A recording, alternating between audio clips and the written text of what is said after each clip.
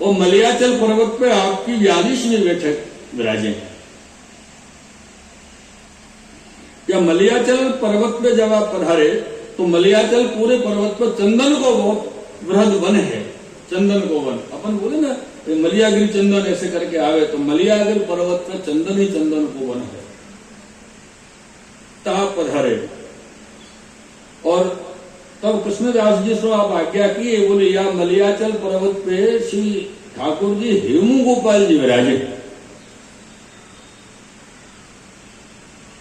और ये बात हेमू गोपाल जी जाने कि श्री आचार्य चरण श्री महाप्रभु जी पधारे हैं, तो हेमू गोपाल जी श्री महाप्रभु जी को मिलवे पधारे।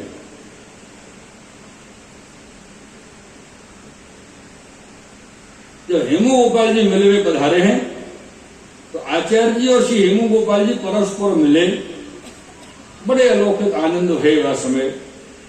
सब वैष्णव अलौकिक आनंद को अनुभव कियो। तब श्री हेमू गोपाल जी आप श्री आचार्य चरण सो कहे कि महाराज यह वन में तामसी जीव बहुत है और आपस में लड़ते झगड़ते रहे। तो सुनो, आपके लिए फलाहार की व्यवस्था मैं करूंगा, मैं फलाहार लेके आऊंगा। ऐसे हेमू गोपाल जी श्री आचार्य चरण सो आप अपने कोई वैष्णव सेवक को मत ही भेजियो, जब वन में तामसी जीव बहुत हैं। तो श्री आचार्य जी आज्ञा किए श्री हेमू गोपाल जी सो, प्रभु आप चिंता न करो, या को एक तामसी जी मेरी वैष्णव की तरफ देख नहीं सके हो, आप आनंद से मंदिर पधारो। कोई तामसी जी में सामर्थ्य नहीं कि मेरे वैष्णव की तरफ देख सके, नाम ले मेरे वैष्णव। आप प्रसन्नता से रहिए। तो आप श्री के श्रीमुख के वचन सुन के श्री हेमू गोपाल जी बहुत प्रसन्न हुए और आप श्री कहे कि पूर्व वन चंदन को है और मलयागिरी चंदन तो अन्य चंदन से विशेष शीतल हो गए, अतिशय शीतल हो गए। तो हेमू गोपाल जी श्री आचार्य चरण को कह रहे हैं, श्री महाप्रभु जी मैं यह मलयागिरी पर्वत पर रहूं, चंदन के वन में रहूं, तब हो मेरा ताप नहीं मिटे, बहुत ताप को पूरा है।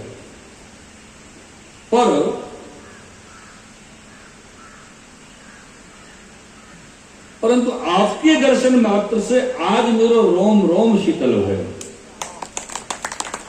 ऐसे हेमू गोपाल जी श्री महाप्रभु जी सो कहे।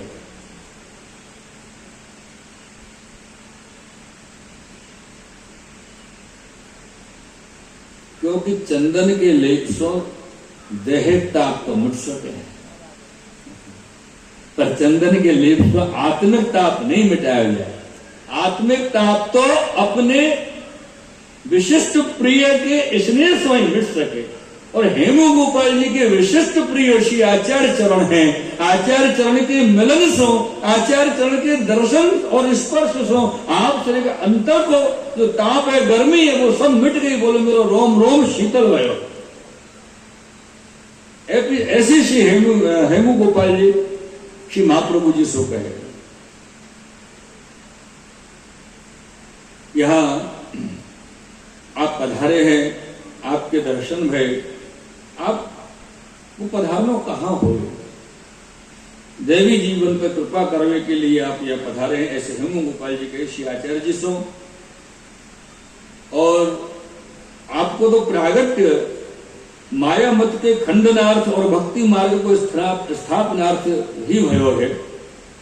ये पृथ्वी परिक्रमा की मिस करके तो आप ये सब कर रहे हैं, सकल तीर्थन को स्नात कर रहे हैं। और सुनो, वो आपके श्री गोवर्धन नाथ जी के प्रागट्य को प्रसंग हमको सुनाओ। ऐसे हेमू गोपाल जी श्री महाप्रभु जी सुन रहे। अब आपके सबके समझ में आई एक बात, नहीं आई हो तो और समझ लो। ऐसे हैं अपने श्री गोवर्धन नाथ जी, या लिए तो विशेष है पंचमो गोवर्धन नाथ, चारों नाथन के दर्शन करे आओगे और श्री गिरिराज जी गोवर्धन नाथ जी के दर्शन नहीं करोगे तो चारों नाथन के दर्शन करने को किंचित मात्र भी फल नहीं मिलेगा। गिरिराज जी गोवर्धन नाथ जी सीजी बाबा के दर्शन करोगे तो ही चार नाथन के दर्शन को फल प्राप्त होगा। और अगर कोई नाथ के दर्शन नहीं जाओ और गोवर्धन नाथ के ही करो तो चारों नाथन के दर्शन को फल प्राप्त हो। ऐसे से गोवर्धन नाथ जी को शुरू। मेरे प्रियजनों, ये श्री हेमू गोपाल जी महाप्रभु जी से गोवर्धन नाथ के चरित्र सुनने की इच्छा प्रकट करी। श्री महाप्रभु जी ने सब वृत्तांत श्री हेमू गोपाल जी से कहो और हेमू गोपाल जी श्री गोवर्धन नाथ जी को सर्व वृत्तांत श्रवण करके बड़े आनंद हुए और श्री महाप्रभु जी से कहे कि आप शीघ्र मंदिर पधारो। कि महाप्रभु जी कहे कि आप मंदिर पधारो, हम आए, हम पधारे। श्री हेमू गोपाल जी तो अपने मंदिर में पधारे तो श्री आचार्य जी आप श्री कृष्णदास जी से आज्ञा किए कि आप अर्घजा तैयार करो, सिद्ध करो, अर्घजा सिद्ध करो और केरा और नारियल की सामग्री सिद्ध करो। तो अर्घजा शीतल हो और केरा भी शीतल हो, नारियल भी शीतल हो। अभी अभी तो आप कह के गए कि मेरे ताप नहीं मिट रहे हो, मुझे गर्मी नहीं मिट रही है, आपके दर्शन से मुझको शीतलता मिली है। तो महाप्रभु जी मन में विचार किया कि शीतल सामग्री ही धराई जाए हेमू गोपाल जी के लिए। तो ऐसे ये दामोदर दास को आज्ञा भई सामग्री सिद्ध करवे की और कृष्णदास मेघन जी को आज्ञा भई अर्घजा सिद्ध करवे की और ये सामग्री सब सिद्ध भई है। तब श्री आचार्य जी अपने सब सेवकन के सहित श्री हेमू गोपाल जी के मंदिर में पधारे हैं और सर्वप्रथम तो जाके आपने श्री हेमू गोपाल जी को अर्घजा समर्पियो और सामग्री भोग धरे अरोगाए। तब श्री पीछे श्री आचार्य चरण अपनी बैठक में विराजे। फिर दूसरे दिन आप श्रीमद् भागवत जी को पारायण प्रारंभ किया। तब हेमू गोपाल जी श्री ठाकुर जी कथा सुनने को पधारे।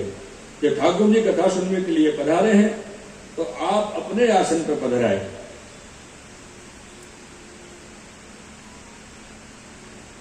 तो हेमू गोपाल जी कही कि आपके श्री मुख से कथा सुननी तो कहाँ मिले, अब समय भयो है, समय आयो है तो आपके श्री मुख से कथा श्रवण करनी है।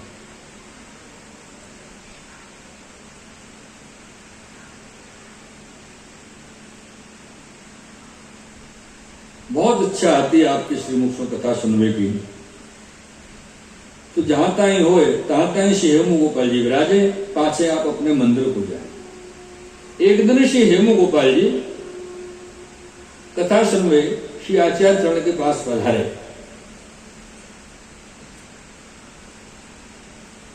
और पीछे से इंद्रदेव शिव हेमू गोपाल जी से मिले हुए उनके मंदिर में आए। इंद्रदेव मंदिर में प्रतीक्षा करते रहे कि ठाकुर जी आज कहां गए, हेमू गोपाल जी कहां पधारे, कहां भयो। और यार श्री महाप्रभु जी की कथा को विश्राम હતો। वादन इंद्र हेमू गोपाल जी के पास मिल गए आए। जब इंद्र मिल गए आए, बैठे रहे। जब से हेमू गोपाल जी ठाकुर जी कथा की समाप्ति के पश्चात में मंदिर में पधारे, तब इंद्र को श्री हेमू गोपाल जी के दर्शन हुए। तब इंद्र ने श्री हेमू गोपाल जी को साष्टांग दंडवत प्रणाम किए और विनती करी, महाराज कहां पधारे हते, आपको दर्शन नहीं भयो तो आपको कारण कहा है। तो हेमू गोपाल जी अपने श्रीमुख से कहें कि यहाँ श्री वल्लभाचार्य जी पधारे हैं, तिनके श्रीमुख से कथा सुनने की बहुत इच्छा आती। तो अब समय पर आए मिलो, विन्य भागवत की समाप्ति की है, सो कथा सुन के आ रहे हो। इंद्र कहे कि श्री आचार्य जी महाप्रभु को ऐसो स्वरूप है। हेमू गोपाल जी से विनती करे, आप कृपा करके बताओ।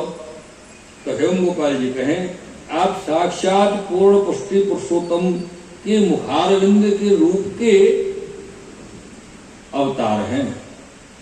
और क्यों तू भूल गए हो?